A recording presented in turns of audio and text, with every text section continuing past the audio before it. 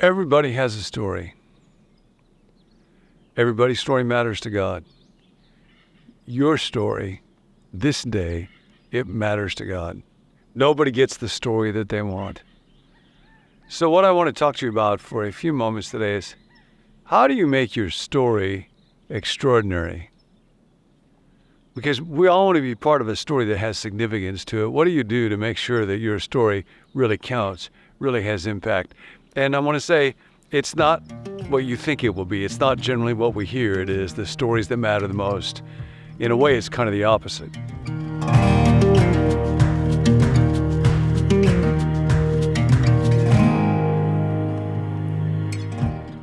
So I'll begin by telling a story of Nicholas Herman, a man who came to be known in history, although he died in obscurity, as Brother Lawrence. And after he died, he was an old man, near 80.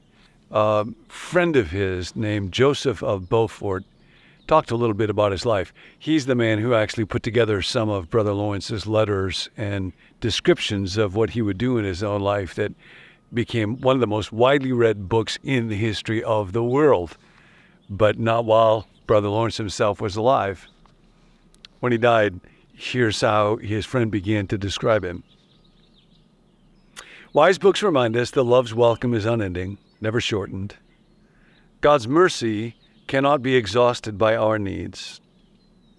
The power of God's grace is no less strong today than at the birth of faith. Since God, the loving three-in-one mystery, what a great language, wanted the uninterrupted company of a kind community of seekers, they, and in Carmen Butcher's translation of Practicing the Presence, it will often use they to describe God as a reminder that God lives as Trinity, Father, Son, and Spirit, an eternal community of love. They were not content only with the births of extraordinary people in the earliest centuries. God loves it when extraordinary people enter into the world. And he didn't want it to be just Jesus, Mary, Moses, Abraham. Still, from time to time, they, that is the Trinity, awakened those who... Now, when you think about what makes somebody extraordinary, what makes a story extraordinary in God's eyes, what do you think? Here's the description that Joseph of Beaufort gives. Still, from time to time, they awaken those who completely fulfill the double duties of giving worship worthy of love's wonder and majesty, and of being models of gentleness. That's what makes a story extraordinary. Extraordinary worship that is worthy of love's wonder and majesty. What a good thing it is that the gift of life has been given. What extraordinary generosity must have been involved in creating a world like this. And then with other people, instead of focusing on myself and my agenda and my own needs, to live with a kind of gentle humility. These souls preserve the freshest wisdom of the Spirit and then transmit it to others, reviving love. It is possible for your story to be extraordinary. And this is what people like Joseph of Beaufort saw in this man, Nicholas Herman, Brother Lawrence. What makes a story extraordinary is not the things that end up with people making the Hall of Fame, or the list of Forbes' richest 100 people, or People's Sexiest Man, or Time's list of the most influential people in the world. This man, Brother Lawrence, was born into obscurity and poverty. He decided to go into the military, but he wasn't good at that. He ended up being taken as a prisoner of war, charged with being a spy, threatened with death, and ended up with an injury that created a limp and deep pain towards the latter part of his life, so that he was essentially disabled. When he washed out at that, he decided to become a hermit, and then he failed at being a hermit. How do you fail at being a hermit? So then he became a footman, served in a family of some means, but he said that he was a clumsy oaf who was always breaking everything. So he finally entered into a community, a monastic community. But he did this as a lay brother. He was never educated. He was not a priest, couldn't serve Mass. Mostly he worked in the kitchen. And now this is a part of his story that's pretty important. He did not like working in the kitchen. We live in a day when the idea is, do what you love, follow your bliss, never work a day in your life. Well, maybe, but maybe not. Maybe what makes a life extraordinary is a little different than what people tend to think. There's a lot written in our day in communities of faith about faith and work. Ironically, very often it's written by people who have white-collar jobs for people who have white-collar jobs. And it tends to be a bit elitist. Brother Lawrence worked most of the time in the kitchen, and he did not like it. And he was perhaps the greatest exemplar of faith and work in the last 1,000 years. It is not rocket science. It does not require a complicated theological framework. Theology is very good, but it's got to be lived to matter. This was his method. Now you think about your day-to-day. When I began my tasks, I said to God, with a childlike trust, "My God, since you are with me, and since you ask me to apply my mind to these external duties, I beg you, give me the grace to remain with you and keep you company. But so my results will be better, my friend, work with me, accept my actions, and occupy all my affections." So the idea is, right now, I'm talking into a camera. I'm outside in a quite lovely setting. I'm thinking about you who are listening. And I think about particular people. I think about you, Rick, and I think about you, Malia, and people's needs. And then I try to talk with God. God, would you help me right now? God, would you be with the person who's listening right now? Our friend Dallas Willard said to me one time when he was quite a young man and he first began preaching, before he got up to speak, he had this distinct thought that he understood to be from God, and God said to him, "Now, Dallas, remember, it is what I do with those words after they leave your mouth, before they reach people's ears, that matter." So whatever the task is, right now it's talking into a camera, and a little later on it will be running an errand in a car, and then it will be writing some emails. Whatever the task is, I begin, God, would you help me with this? Would you make it useful to people? Then Brother Lawrence goes on, then during the task, I continued to speak intimately with God, offering them, the Trinity, my little services, and asking for their graces. He might be cooking a stew and there'd be a bunch of people asking for things and to be interrupted, and he didn't like it very much, but he would just think, what might this taste like, and what might make it good, and how could you make it useful to the brothers that will be eating it?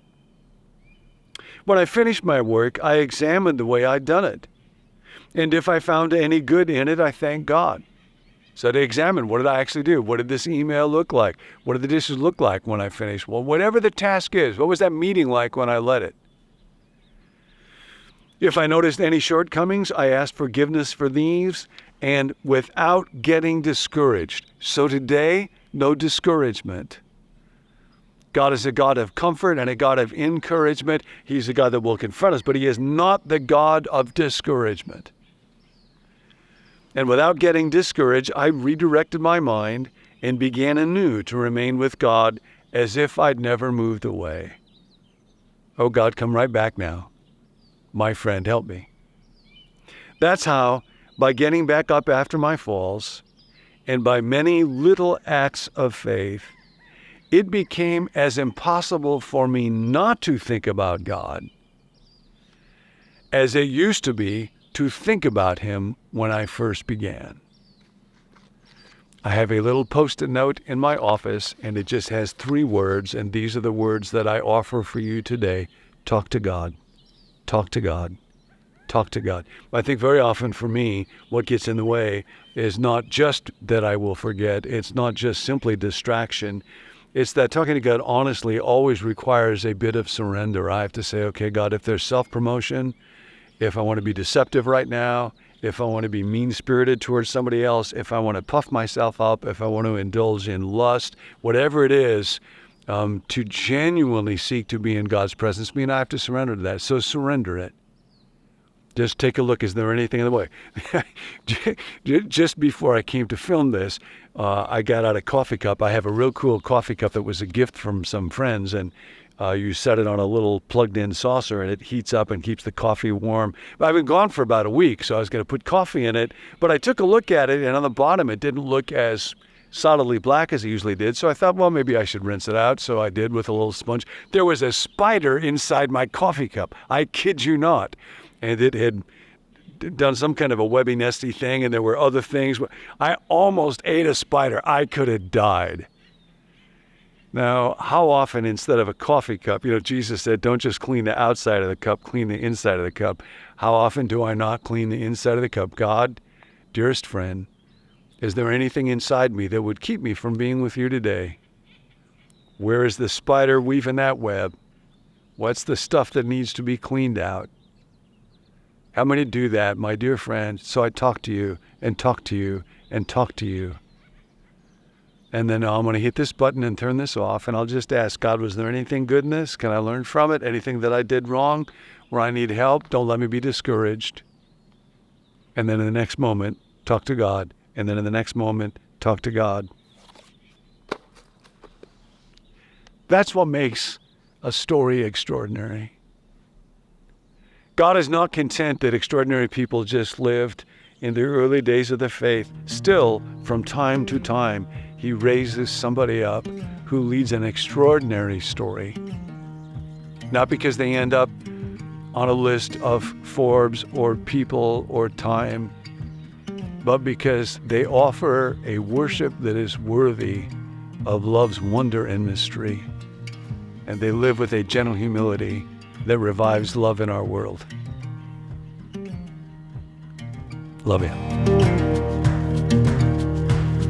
Hey, if you enjoyed that video, be sure to subscribe to our YouTube channel so you don't miss any future teachings from John Ortberg here at Become New.